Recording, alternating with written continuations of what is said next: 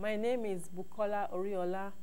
This is Imprisoned Show, a show that is dedicated to educate the public about human trafficking. Welcome to the show. Tonight, we are going to be talking about the educational institutes, what they are doing about human trafficking on campuses, in schools, and we have found out that there are so many organizations out there doing something about human trafficking through UNESCO, because there is an anti-slavery organization who is working on curriculum for kids from elementary school to learn about human trafficking in the United Kingdom. And it is a fact that children are the most trafficked victims. There are millions of victims being trafficked all around the world, and half of those are children. So there is a strong need to educate even our little children about human trafficking so that they don't only know, but also know how to speak out and also know how to prevent themselves or ourselves in our community. Welcome to the show once again. With us tonight, Marcellus Davis is the Director of Diversity and Multiculturalism at the Anoka Ramsey Community College. Welcome to the show. Thank you. It's a pleasure to be here, and thank you for the invite. I'm wondering, how long have you been in the academic world? Great question. I have been in the academic higher education world for about 5 years, almost 6 years now. I originally started at Anoka Technical College working as a transition advisor.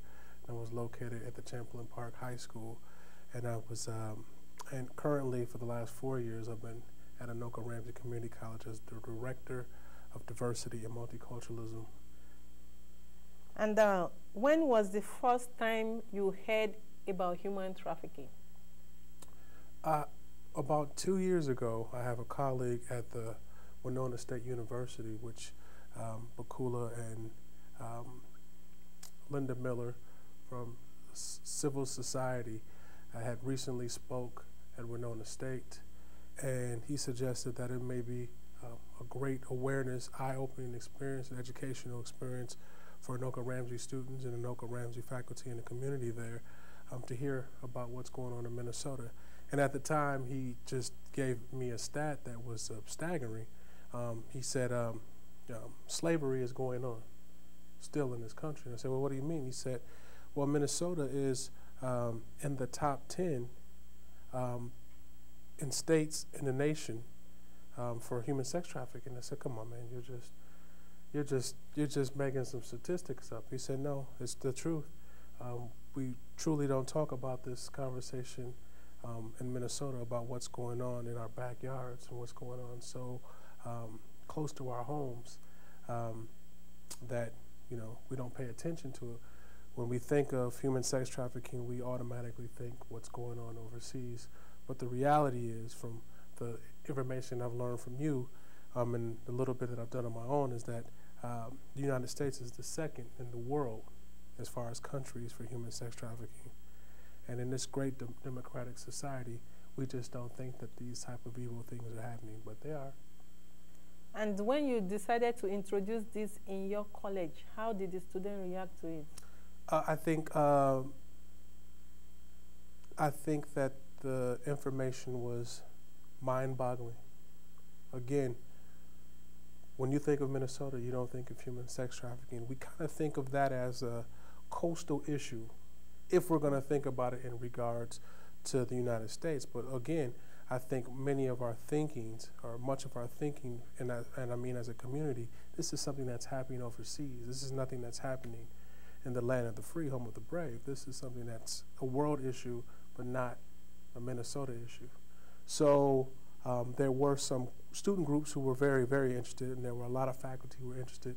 And I believe that when we presented this the first time, we had almost packed houses for your presentation on both campuses as we work in Cambridge as well as we work in Coon Rapids. And how long have you been doing this in the college? we present a program called Diversity Lecture and Discussion Series, which you were a part of, and we've been doing that for the last 3 years. And our goal with this particular Diversity and Lecture Discussion Series is to cover a wide range of social justice issues that impact our communities on a daily basis. And without awareness, we can't create a resolution. So we want to start with awareness, and then we ask our speakers to create some action plans or help begin those action plans for the audience. What can you do now? That was one of the questions that you were bombarded with that Linda was bombarded with, was what can we do to help? And that's where we want our students, our faculty, our community members to start asking the question, what can I do in my own respective space, in my own life? What can I do to help eradicate some of the injustices that are plaguing our world, plaguing our society? And instead of having United States or united people, have created this dissension, this divisiveness that happens on a daily basis within our communities. And have you had victims coming out by themselves on campus, or have you heard about any students working with victims since you started this program in college? Great question. Through our evaluations, we have run into people who have come out throughout the evaluations, said that they were a victim. And fortunately for us, through your presentations, there's been information for help. We also had a particular person who came out in one of your presentations who stated that she had been a victim of human trafficking, and she said, you know, this is by the grace of God that she came to this presentation, because she had no awareness that this was going to even be happening on campus. She saw a flyer as she was researching human sex trafficking in the library, and saw this flyer and headed up to the presentation. So it was just so timely. And I think it was not timely in the sense that she was in a space that she could learn more about it, but it was timely that she was in a space to where she could get the help that she may have needed at that time. And the study of human trafficking at Anoka Ramsey, is it focused on a particular group or particular class of students? You know, that's a great question. You know, one of the things we do when we do this diversity lecture and discussion series is that we try to look at some of our courses in our catalogs, and we try to identify some courses that may, you know, have some interest in this particular presentation. And, you know, right off the bat, psychology. Psychology is a course that we contacted, and they were interested. Why? Because not only the psychology of a victim, but there is also a psychology of an oppressor that has to be examined as well. And then not only psychology of a victim who may be an adult, but as you stated very clearly on, what is the psychology of a child who goes through this and how do they grow up? So learning about the brain and how it reacts to this. Well, we have a program called Hyper. Well, that's the physical development of the body. Well, what goes on with the physical development of a child who's been through this? And then women's studies, sociology courses, capital. So how do we get the business departments involved? Because this wouldn't be done if there weren't big bucks behind it. So, you know, pretty much every course in our catalog could probably have been invited to this particular presentation, because again, this is a problem that's much bigger than one discipline that we offer in our institution. This covers the whole breadth of courses we offer. What do you hope to achieve with the study of human trafficking on campus? Well, you know, I believe in social activism. So to create the awareness, because without awareness, it's going to be hard to have action. So create the awareness from students. It doesn't even matter if it's 1 or 1,000, to get invested, to understand how we are all interconnected. What affects you affects me.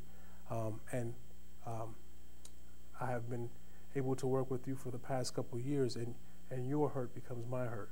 So to get our students aware, to get our faculty, to get our community aware of what's going on in their communities, our communities, and how can we collectively help to eradicate this at whatever level. If it's signing a petition, if it's just learning about it and learning signs and someone making a call if they see something that's suspicious.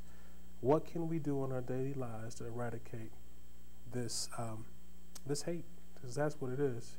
You have to hate a human to do what you're doing to other humans in this capacity. And what has been the challenge you have faced in making this ongoing on campus? So it's a great question. You know, with doing so many lectures a year and inviting and covering so many topics, we don't get to just stay on one topic. So some of these topics deserve multiple lectures. And when you're able to just do one and then you're going on to another one, you may lose a crowd that you've got. And to be able to hands-on work with all the people who are interested in it. We're at a community college, and the reality is that people come to school, they got to go to work, they got a family. So just being able to stay in touch and stay tight-knit with this good energy to do something and get it done, that becomes a challenge. And that's the part of working on a college campus. It becomes challenging, but we're making great gains. We just created an Amnesty International student organization on our campus, who was a part of bringing you on campus last year. So, you know, the energy, it's moving.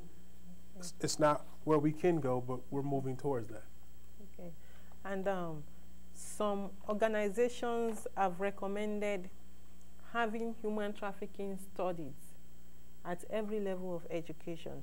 And in fact, they have been able to make some kind of curriculum for this in other parts of the world. For example, in UK, something is on right now. And then in Africa, in some countries in Africa, the same thing is going on where even elementary children are being taught the topic of human trafficking.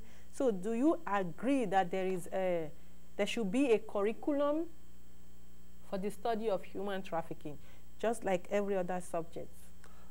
I would agree. And, you know, one thing I always get cautious of is that this particular conversation gets just masked in women's studies as if it's just a women's issue. I caution that because this is a human issue. Now, if women's studies is the venue where we can get this particular course in, well, we got to roll with it because opportunities don't always present themselves. So every opportunity that we have to take it. But this is a humanity issue. And again, this is a course that can be taught in multiple disciplines, in my opinion. And we take it how we get it. We also have a book club. It's called Multicultural Perspectives Book Series. You have written a book, and to be able to introduce it there is a way to get it into the curriculum. So where we can read, we can have discussion, we can have dialogue. And we're also fortunate that we have you as a natural precious resource in our community that you may be able to come in and give us clarity on some particular topics in the book that we may not have understand. So any way we can get it, we got to get it. We just got to move towards trying to get it. And it is the education that comes with human sex trafficking. Okay, and would you say it's okay to study it at even the elementary school?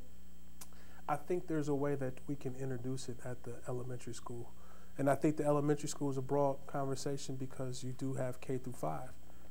How would you present it to a kindergarten? I don't have the answer to that. But I do understand how we possibly could present it to a 5th grader, a 6th grader. How do you get to the humanity of conversation? Our children understand that. Our children understand what's good and what's wrong.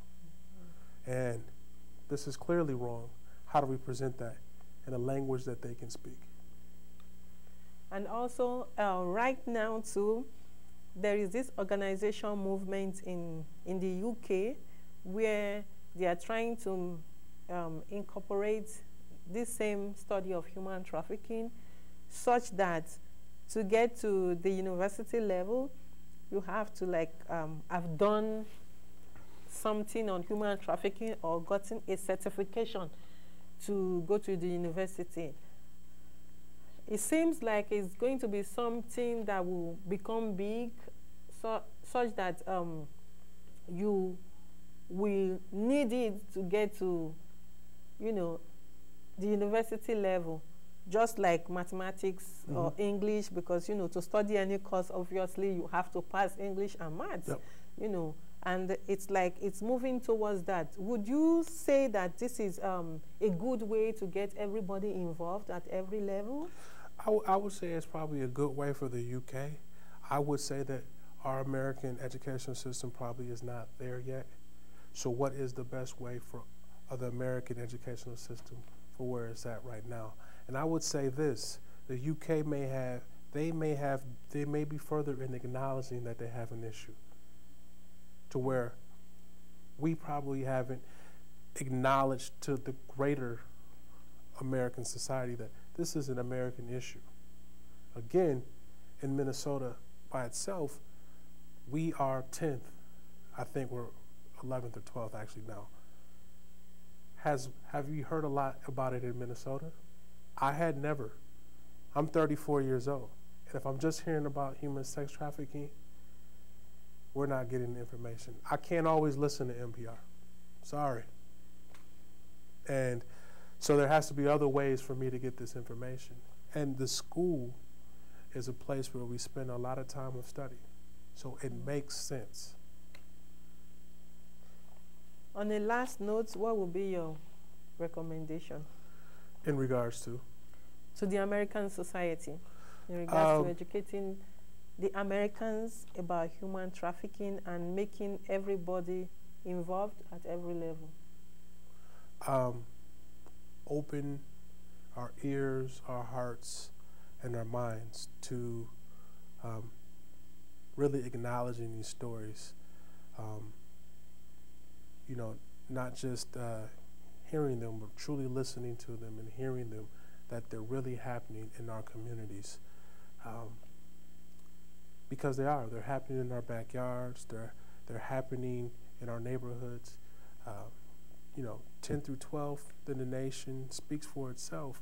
We have a serious issue here. There's 50 plus states. We're 10th or 12th in the nation for human sex trafficking. We got to wake up, and we got to do it now.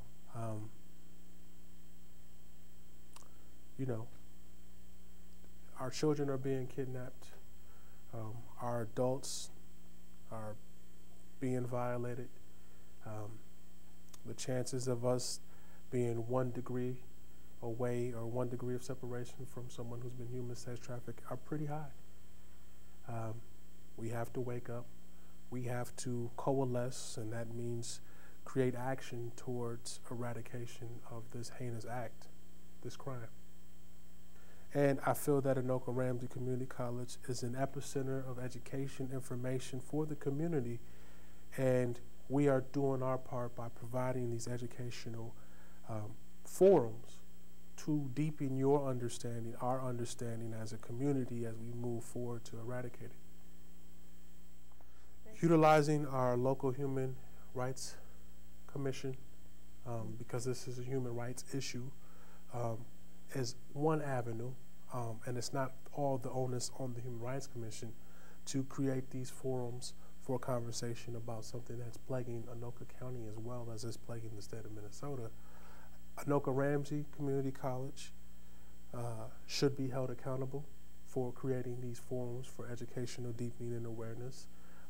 Anoka Hennepin School District should have forums that educate about this, because this is truly a community issue. And every community outlet that we have for deepening our understanding should be exhausted, whether it's conversing with the sheriff department, whether it's conversing with the someone at the government building.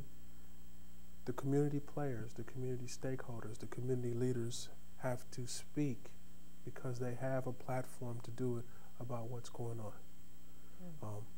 It's not to point fingers at. This is to get the awareness out so we can do the work that needs to be done to eradicate what's going on in regards. Someone in Anoka, some bodies have been in Anoka, or in Anoka have been affected by human sex trafficking. There's a reality that there may be an oppressor, an offender in Anoka Ramsey Community, in Anoka County. What are signs that we need to be aware of as community members? That's most pertinent information so this can stop.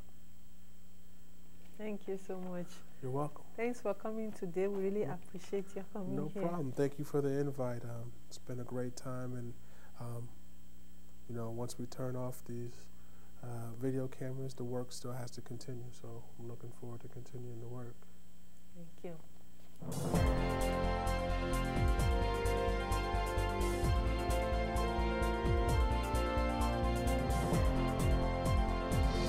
Advocate Excellence Award segment, and today an advocate has been nominated. Her name is Zoa Jean. Zoa Jean works with Community Passage.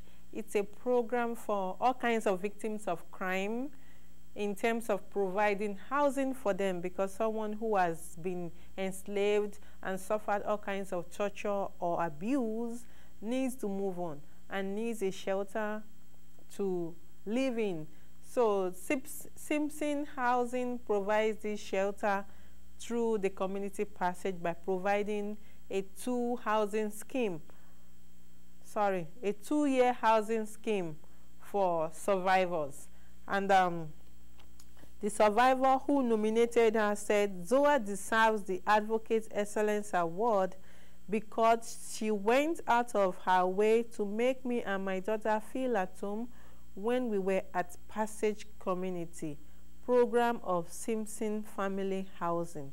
Through her, I got to know about all the resources that I needed throughout the duration of the program. And Zoa has been working with this organization for the past 3 years.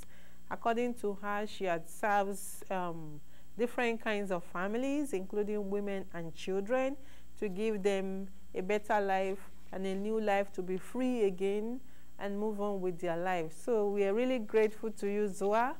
We are happy to present you this award. We hope that this will encourage you to work harder and do more at your job. We know it's a lot of work, but we hope that this will give you a lot of encouragement. We appreciate you here. We love you, and God bless you.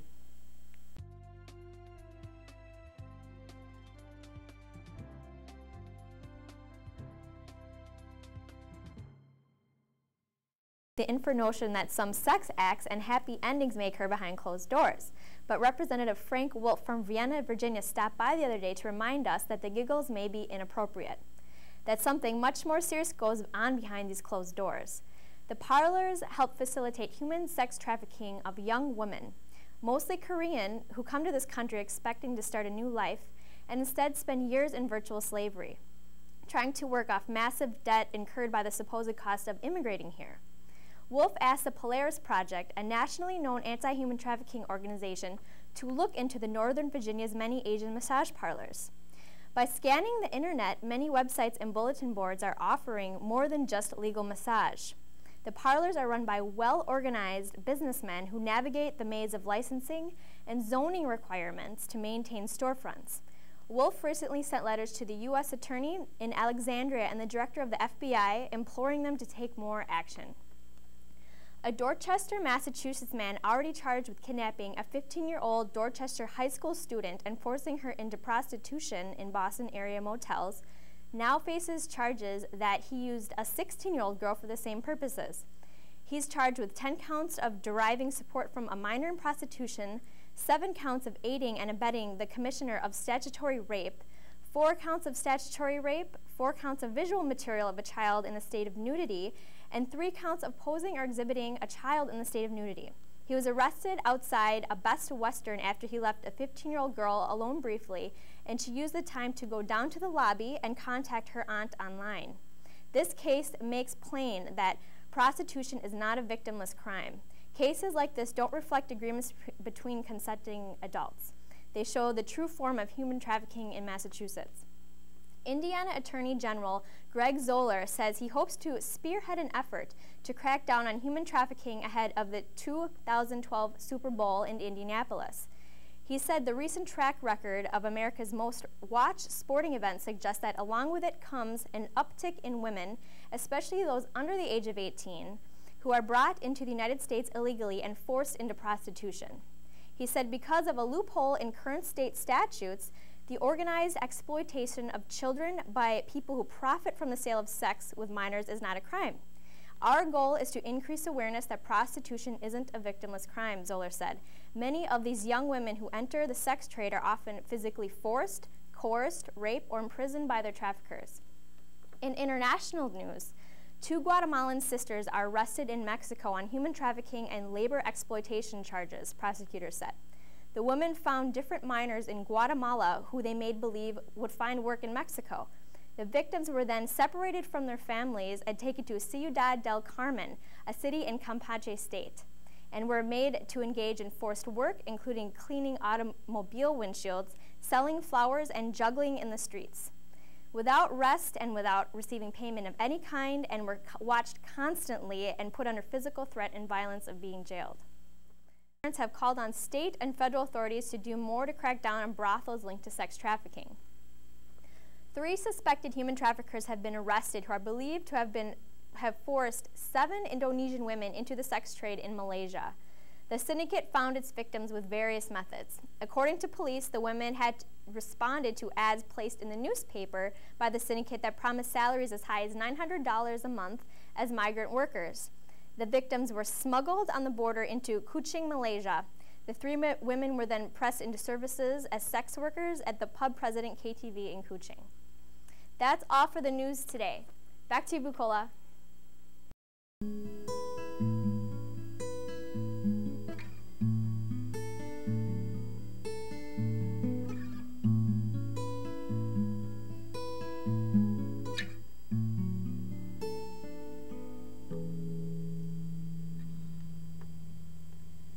Come with me to a faraway place.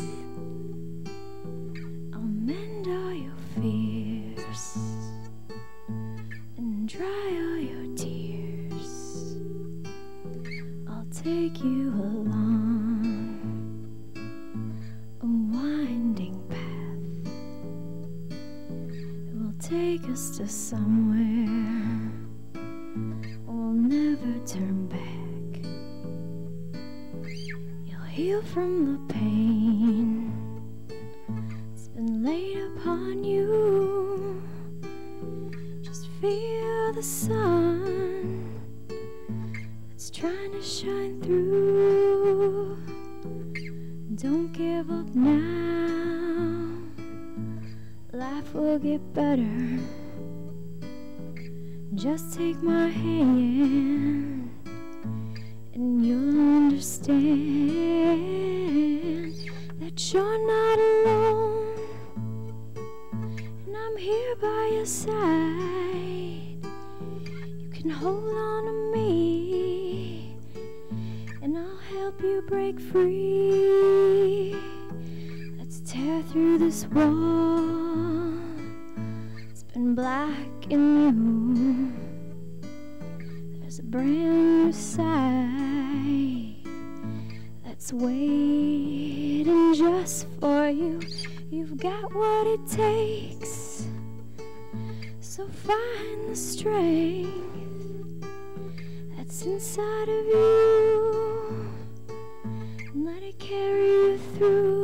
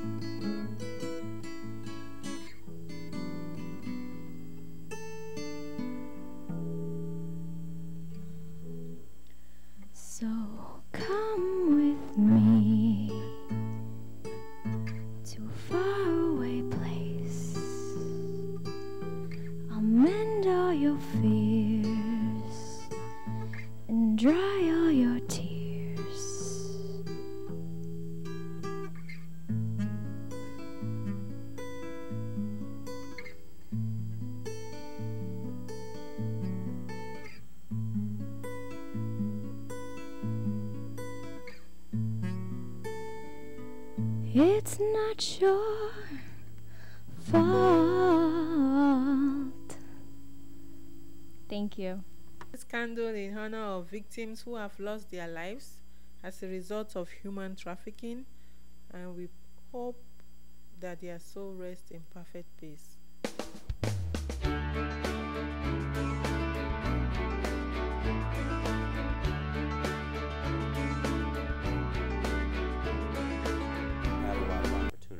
To the area malls, they can go to skate parks, they can hit the bus stops or other parks.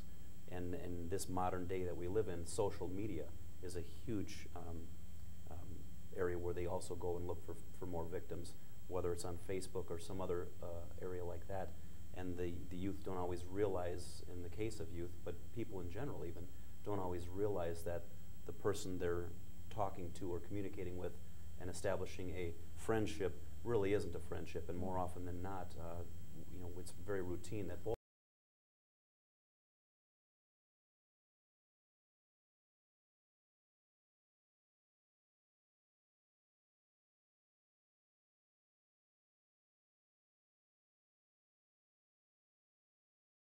to the police. Do you have a word for this kind of people to be able to open up more? I do.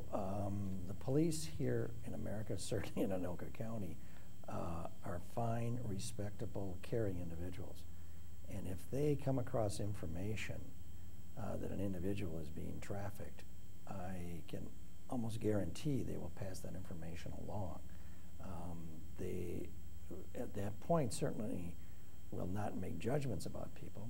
They will want to get that information and get it passed along to the prosecutor, to the sheriff's office, to whomever can step in and begin to make a difference. So I would tell your watchers, your listeners to this program, that if you are in a situation where you feel you are being trafficked, either sex or labor, there are hotlines to call. There are police departments wherever you are living, or the sheriff's office, and make sure that you tell them that indeed you have been kept against your will and forced to do these things, and you are ready to break free of that, and you need to break free, and you need their help. And most police officers I've ever encountered, when asked for help, will respond. Isn't that correct, Sheriff? Absolutely correct. I can tell your listeners about some hotline numbers, okay, if you'd like me to. Yes. There is a hotline. It's a 1-800, it's 1-888-373-7888. I will repeat that, 1-888-373-7888, and that is a toll-free number. And if you feel you are in a situation where you are being trafficked, either for labor or sex, please pick up the phone and call that hotline. That hotline is answered 24 hours a day, 7 days a week. So people will be there to get the information to you. If you have access to a computer, there are a couple of websites. There are many websites. Without you, we can't have the show. And we want to encourage you, if you're a victim or a survivor, please nominate your advocates for the Advocates Excellence Award. If you have news, tips, or ideas, please send us an email. Our contact is info@imprisonedshow.com. And if you have an event and you want us to be there, please send us an email. If you know someone or a group doing something about human trafficking, anywhere in the world, we are willing to be a part of it. Please contact us, and we'll be willing to work with you and show the world what we are doing about human trafficking, because we all know that human trafficking affects every one of us, including children, women, men, boys, and girls. So it's not just a women issue. Men are also affected. Boys are affected just like girls, because remember, 50% of victims are children. So we want you to continue to stay with us. We'll see you next time. We thank you throughout this time, and God bless you. Bye-bye.